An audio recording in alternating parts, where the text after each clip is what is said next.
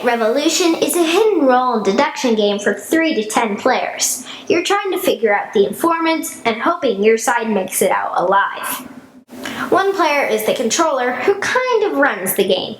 This should probably be an adult or the most experienced gamer for your first time. Depending on the number of players, you'll shuffle a certain amount of Rebel and Informant ID tokens. Deal one face down to each player and then place the rest face down on the HQ board in the middle. Deal a Specialist card face down to each player. The rulebook suggests some possible starting specialists for your first few games. Anyhow, every player may look at their cards, but they need to keep them secret. Now you can begin the game. The controller says, "Everyone close your eyes." After a few seconds, they say, "Informants, open your eyes." Look around to discover the other informants. After a few seconds, tell the informants to close their eyes. Beginning with the controller, it's time to take the specialist actions. Depending on your specialist role, perform an action. This could significantly change the game, such as having a player switch sides or a role revealed. It could provide you with information, or it might not even be possible to perform an action. This isn't necessarily a bad thing. Once finished, announce task complete. Now the next player goes. You may look at your specialist card, but cannot look at any other cards unless your ability allows it.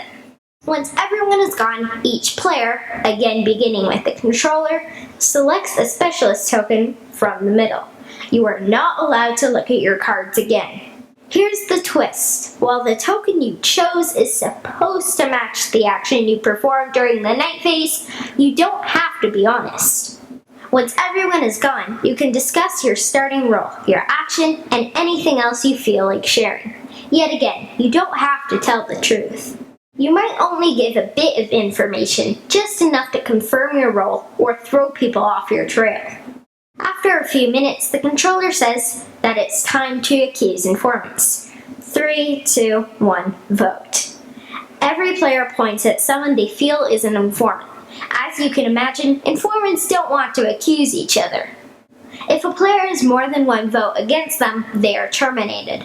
They flip their ID card. If an informant is terminated, the rebels win. If no informants are terminated, the informants win. Perform actions to match your role, tell the truth or mislead other players, and try to help your side get the win. That's One Night Revolution. One Night Revolution is a weeknight game for sure. The box says 15 minutes. With 3 to 5 people, our games average about 10 minutes. This could be played anywhere as long as you can move around the group to look at or swap cards. We started at our dining table, but eventually moved downstairs so we could all sit on the carpet. There's no math, although there is some reading for the ID and specialist cards. The ID card is red or blue, so that's easy. But you're trying to deduce and or mislead.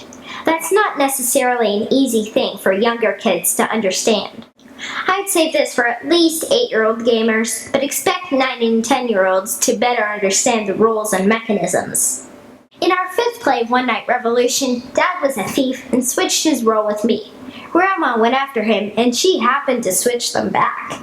When it came time to accuse one another, Dad's confusion allowed me and Mom to win. Nice try, Dad. One Night Revolution comes in a small box, has simple rules, and can be played pretty much anywhere. This is perfect for bringing to a sleepover or as a lunchtime game. Because the game's so simple, there isn't a lot of things to do. On your turn, you follow your specialist card's action, and that's it. My favorite part is after that, where we can try to trick people with the token and our words, or try to figure out if what people are saying and doing is true or not. It makes the accusation and termination phase hilarious.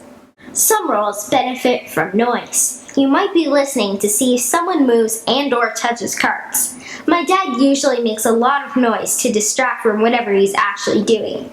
Either that, or he's just loud. Anyhow, depending on where you play, such as a restaurant, some roles might not be a good fit. Even though the box says it supports as few as 3 players, it's boring that way. The manual suggests some roles to use at certain play counts, but yeah, I'd say play a different game if you only have 3 people. 4, though, is surprisingly good. One Night Revolution is from the same designer as One Night Ultimate Werewolf / Vampire / Alien and Ultimate Werewolf. I haven't actually played any of these others, but they're all fancy versions of the original Werewolf and Mafia party games, which I've played at camp. I thought this was okay, but if I'm going to play a 5-minute deduction game, we can just play Mafia. To be honest though, this did interest me in playing Ultimate Werewolf, which has loads of roles and has even more to it. It does need at least 5 people, so we'll almost never play it. But that could be an option for you folks watching who, like me, enjoy the idea of this but want more.